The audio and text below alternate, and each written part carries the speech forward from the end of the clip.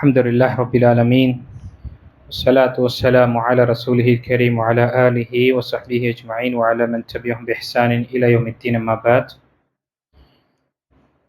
وعن عبد الله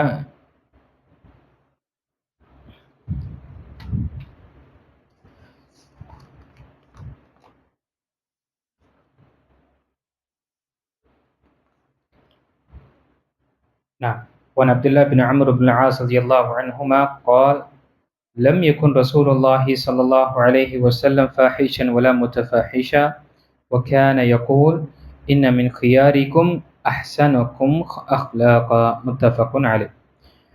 கண்ணியத்துக்குரிய அல்லாஹ் அடியார்களே, தொடர்ச்சியாக நற்குணங்களை பற்றி பாடங்களை பார்த்து கொண்டு வருகின்றோம். இன்று பார்க்கக்கூடிய ஹதீஸ் புகாரி மற்றும் முஸ்லிமில் இடம்பெற்ற ஹதீஸ். அப்துல்லா பின் அம்ர் பின் ஆஸ் ரலியல்லாஹு அன்ஹுமா அறிவிக்கின்றார்கள், நபி ஸல்லல்லாஹு அலைஹி வஸல்லம் அவர்கள் தீமையை செய்பவர்களாகவோ தீமையை சொல்பவர்களாகவோ தீமையை விரும்பக்கூடியவர்களாகவோ இருந்ததில்லை. மேலும் அவர்கள், உங்களில் மிகச் சிறந்தவர்கள் உங்களில் அழகிய நற்குணங்கள் உள்ளவரே என்று கூறுவார்கள். இந்த ஹதீஸில் நபிகள் நாயகம் ஸல்லல்லாஹு அலைஹி வஸல்லமுடைய பண்புகளை பற்றி சொல்லப்படுகின்றது. நபி ஸல்லல்லாஹு அலைஹி வஸல்லமுடைய பண்புகளை நாம் எண்ணற்ற விஷயங்களை அறிந்திருக்கின்றோம். அல்லாஹு தஆலா அல்லாஹ்வுடைய தூதர் ஸல்லல்லாஹு அலைஹி வஸல்லமை எண்ணற்ற இடத்தில் புகழ்ந்திருக்கின்றான். அது மட்டுமல்ல, அவருடைய பெயரிலே புகழப்பட்டவர், போலக்கூடியவர் என்று முஹம்மத், அஹ்மத் என்ற அந்த வார்த்தையே போதுமானதாக இருக்கு. இப்போ எதற்காக புகழப்பட்டது? அவருடைய நற்குணங்களை கொண்டும், நல்ல கேரக்டர், நல்ல ஒரு பழக்கமுள்ளவர்களாக இருந்தார்கள். இப்போ நாம் உம்மத்தினர்களாக இருக்கின்றோம் என்றால், அல்லாஹ்வுடைய தூதர் ஸல்லல்லாஹு அலைஹி வஸல்லமை நாம் நேசிக்கக்கூடியவர்களாக இருக்கின்றோம் என்றால், நேசிக்கக்கூடியவர் எதை விரும்பக்கூடியவர்களாக இருந்தார்களோ அதை விரும்புவதும், நேசிக்கக்கூடியவர்கள் எதை வெறுப்பார்களோ அதை வெறுப்பதுதான் உண்மையான நேசத்திற்குரிய ஒரு அடையாளம். புரிந்து கொள்வதற்காக இப்பொழுது நாம் பார்க்கின்றோம், சிறுவர்கள் அல்லது பெரியோர்களே இன்னாருடைய முடியை போல வைத்துக் கொள்வதும், அவருடைய பேச்சை போல பேசுவதும், நடை, உடை இந்த அனைத்துமே அவரை போல ஒரு இன்னாருடைய, அவர் அது விளையாட்டு வீரராக இருக்கலாம் அல்லது வேற எந்த ஒரு துறையில் சார்ந்தவராக இருக்கின்றார், அவருடைய காப்பி செய்வதும், அவரை முழுமையாக பின்பற்ற கேட்டால் என்ன சொல்வது? நான் அவரை நேசிக்கின்றேன், அவரை விரும்புகிறேன். அப்போ தானாகவே விரும்பும் பொழுது அவருடைய அனைத்து விஷயம் அவர் ஏற்றுக்கொள்கின்றார். தன்னுடைய வாழ்க்கையில் அதை அமைத்து கொள்ள வேண்டும் என்று அது அவனுடைய உள்ளம் அவனை தள்ளுகின்றது. அல்லாஹ்வுடைய தூதர் ஸல்லல்லாஹு அலைஹி வஸல்லமை நேசிப்பது என்பது இது அல்லாஹ்வுடைய தரப்பிலிருந்து நமக்கு கட்டளை. உண்மையாக அல்லாஹ்வை நீங்க நேசிக்கின்றீர்கள் என்றால் அல்லாஹ்வுடைய தூதரை பின்பற்றுங்கள் என்று வசனங்கள் இருக்கின்றன. அப்போ அல்லாஹ்வுடைய தூதர் ஸல்லல்லாஹு அலைஹி வஸல்லமை நாம் நேசிக்கின்றோம் என்று மார்பு தட்டி சொல்கின்றோம் என்றால் என்ன அர்த்தம்? அவர்களுடைய ஒவ்வொரு நற்குணங்களையும் நம்முடைய வாழ்க்கையில் ஏற்றுக்கொள்ளக்கூடிய விஷயத்தில் நாம ஆர்வம் காட்ட வேண்டும். நம்முடைய வாழ்க்கையில் அந்த நற்குணங்கள் வருவதற்காக முயற்சி செய்ய வேண்டும். அதே போல கெட்ட பழக்கங்கள் அல்லது கெட்ட செயல்கள் நபி ஸல்லல்லாஹு அலைஹி வஸல்லம் வெறுக்கக்கூடியவர்களாக இருந்தார்கள். அதனால்தான் தீமையை செய்பவர்களாகவோ இல்லை, அதே போல தீமையை சொல்பவர்களாகவும் இல்லை. தீமை செய்யக்கூடியவர்களும் அவர்கள் இல்லை, அதே போல தீமையை சொல்லக்கூடியவர்களும் கிடையாது.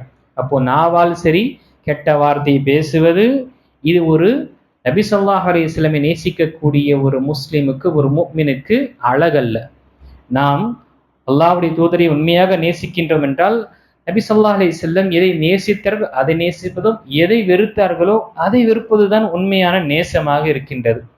அதே போல நபி ஸல்லல்லாஹு அலைஹி வஸல்லம் தீமையை விரும்பக்கூடியவர்களாகவோ இல்லை.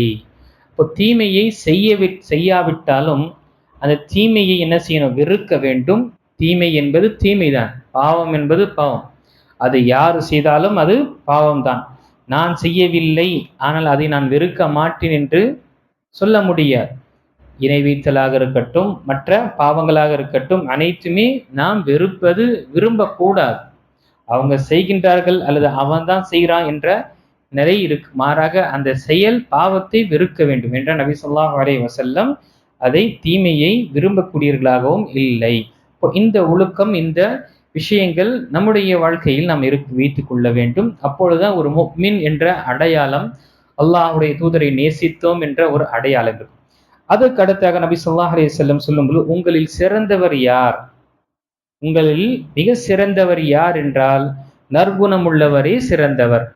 நாம தொழுகையில சிறந்தவராக இருக்கலாம், அல்லது நம்முடைய தனிப்பட்ட விஷயத்துல தஹஜ்ஜுத் தொழக்கூடியவராக இருக்கலாம், மார்க்க கல்வி கற்கக்கூடியவரோ கற்பிக்கக்கூடியவரோ, அல்லது மற்ற விஷயங்கள் தானம் தர்மம் செய்யக்கூடிய விஷயத்தில் நம்முடைய பங்களிப்பு இருக்கலாம். ஆனால் நம்முடைய நற்குணங்கள் சரியில்லை என்றால், நம்முடைய ஒழுக்கங்கள், நல்ல அந்த பழக்கங்கள் நம்மிடம் இல்லை என்றால் எந்த ஒரு பிரயோஜனம் கிடையாது.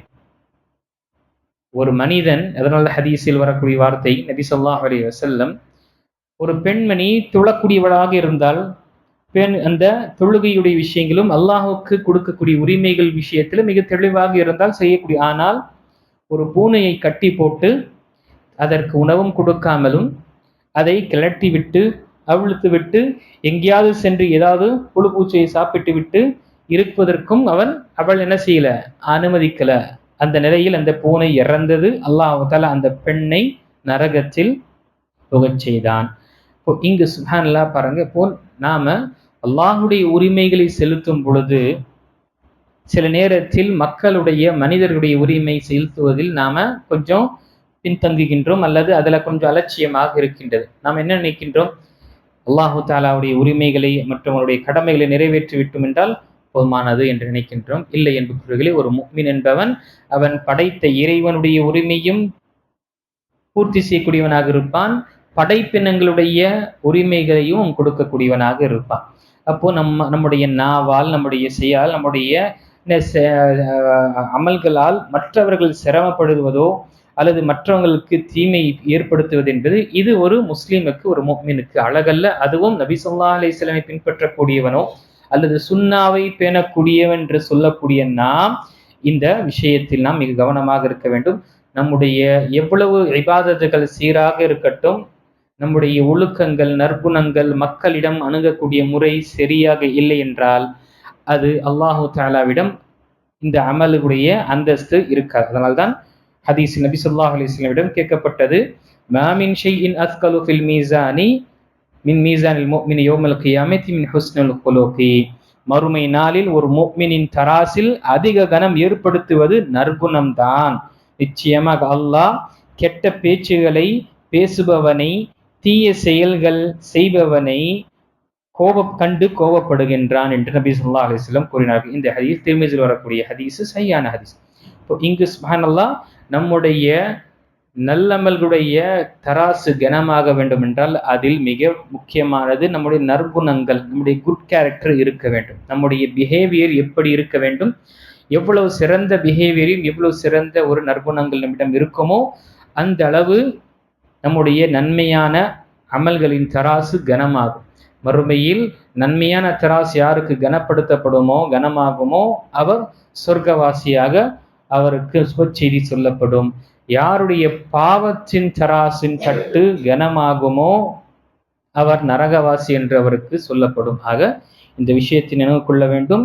நாம் தௌஹீத்வாதிகளாக இருக்கலாம், அல்லது சுன்னாவை பின்பற்றக்கூடியவர்களாக என்று சொல்லலாம். ஆனால் நம்மிடம் நற்குணங்கள், நற்பண்புகள் இல்லை என்றால் எந்த ஒரு பிரயோஜனம் கிடையாது. ஒரு தரப்பில் நாம் சரியாக இருந்து இந்த விஷயத்தில் நாம் கோட்டை விட்டு வென்றால் பிரயோஜனம் கிடையாது. இந்த தௌஹீத் ஏற்றுக்கொண்டதும், ஏகத்துவத்தை ஏற்றுக்கொண்டு நபி ஸல்லல்லாஹு அலைஹி வஸல்லம் சுன்னாவை பின்பற்றுகின்றோம் என்று சொல்லக்கூடியவருடைய தாக்கம், அதனுடைய பிரதிபலன் எங்கு வரும்? நம்முடைய கேரக்டரில் தான் அது வெளியாகும். நம்முடைய நற்குணங்கள் தான் அது பிராக்டிக்கலாக தெரியும். வெறுமனே நான் தௌஹீதை ஏற்றுக்கொள்கின்றேன், நான் தர்கா வழிபாடு செய்யல, சிறுக்கு செய்யல என்று சொல்லிவிட்டு, ஆனால் என்னுடைய குணமோ அல்லது என்னுடைய பேச்சுவார்த்தைகள் வேறு விதமாக இருக்கும் பொழுது உண்மையாக அந்த தௌஹீதுடைய தாக்கம் நம்முடைய வாழ்க்கையில் ஏறப்படவில்லை. உண்மையாக சுன்னாவுடைய அந்த அன்பும் அந்த பற்றும் நம்முடைய வாழ்க்கையில் ஏற்படவில்லை என்றுதான் அர்த்தம். ஆக தௌஹீதை ஏற்றுக்கொண்டோம் என்று சொன்னோம் என்றால் அதனுடைய தாக்கம் நம்முடைய வாழ்க்கையில வரணும். சுன்னாவை பின்பற்றுகின்றோம் என்று கூறும் பொழுது, அல்லாஹ்வுடைய தூதரை நேசிக்கின்றோம் என்று சொல்லும் பொழுது, எல்லா விஷயத்திலும் அந்த நிலை வரணும், முயற்சி செய்ய வேண்டும். யாரும் முழுமையாக 100% நபி ஸல்லல்லாஹு அலைஹி வஸல்லம் முழுக்க முழுக்க அதை பின்பற்றுவது என்பது முடியாத ஆனால் முயற்சி எடுப்பது நம் மீது கடமை.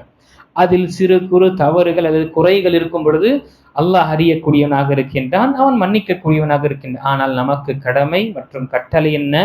அல்லாஹ்வுடைய தூதரை பின்பற்றுவது. எல்லா விஷயத்திலும், இபாதத்திலும் சரி, அதே போல மக்களுடன் அணுகும் பொழுதும் சரி, மக்களுடன் பேச்சுவார்த்தைகள் நடத்தும் பொழுது அனைத்து விஷயத்திலும் நாம் இந்த விஷயத்தில் கவனம் கொள்ள வேண்டும். குறிப்பாக பெற்றோர்களுடைய விஷயத்தில் நாம மற்றவங்களை வீட்டுக்கு வெளியே இருக்கக்கூடியவர்களிடம் நல்ல கண்ணியமாக பேசுறோம், மிக ஒரு மரியாதையான நடந்து கொள்கிறோம். ஆனால் வீட்டுக்கு செல்லும் பொழுது நம்முடைய நிலை என்ன? அச்சா அம்மாவையோ அல்லது வீட்டில் பெரியோர்கள் முதியோர்கள் இருக்கும் பொழுது அவங்க ஏசுவதும் அல்லது எரித்து விழுவதும், சில நேரத்தில் கடினமாக நடந்து கொள்வது என்பது இது ஒரு முஸ்லிமுக்கு உகந்தது கிடையாது. வெளியே ஒரு நிலை இருந்து உள்ளே இருக்கும் பொழுது இது ஒரு முஸ்லிமுக்கு அழகல்ல. அவன் முஸ்லிம் எங்கிருந்தாலும் அவன் அல்லாஹுடைய உரிமைகளை செலுத்தக்கூடியவனாகவும் இருப்பான், அதே போல மக்களை கண்ணியப்படுத்தக்கூடியவனாகவும் அவர்களுடைய உரிமைகளை கொடுக்கக்கூடியவனாக இருப்பான். அல்லாஹு தஆலா சொல்லக்கூடியவனுக்கும் கேட்கக்கூடிய அனைவருக்கும் சொல்லப்பட்ட இந்த விஷயத்தில் சிந்தித்து நற்குணங்களை நாம் வளர்த்து கொண்டு அல்லாஹுடைய தூதர் ஸல்லல்லாஹு அலைஹி வஸல்லம் அவர்களை பின்பற்றி உண்மையான உம்மத்தினர்களாக அல்லாஹ் நம்மை ஆக்கிர்வானாக. ஆமீன். வாஹிர் தஅவானா அல்ஹம்துலில்லாஹி ரப்பில் ஆலமீன்.